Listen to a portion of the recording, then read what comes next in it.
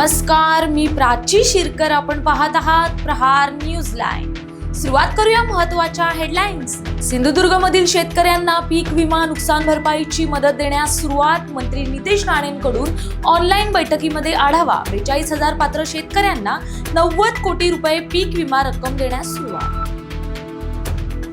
ऐन दिवाळीच्या तोंडावर ठाण्यामध्ये पावसाचं जोरदार आगमन. विजांच्या कडकडाटासह पावसाचं आगमन.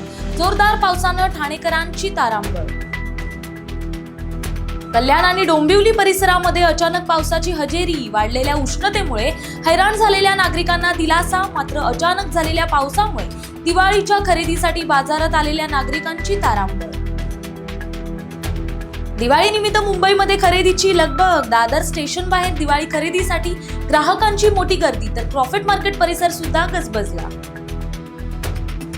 मुंबई पालिकेला भूखंड निवासी प्रकल्पातील बिल्डरांकडून मिळालेल्या 426 घरांसाठी दिवाळीमध्ये लॉटरी निघणार. 14 नोव्हेंबर पर्यंत अर्ज करता येणार.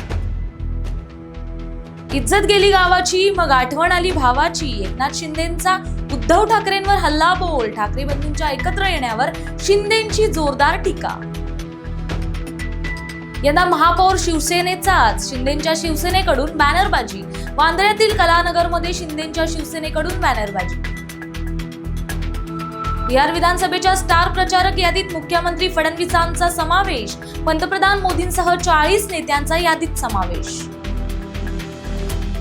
शरद पवारांच्या कार्यकर्त्यांनी माझे प्लास्टर लावलेले AI फोटोज व्हायरल केले.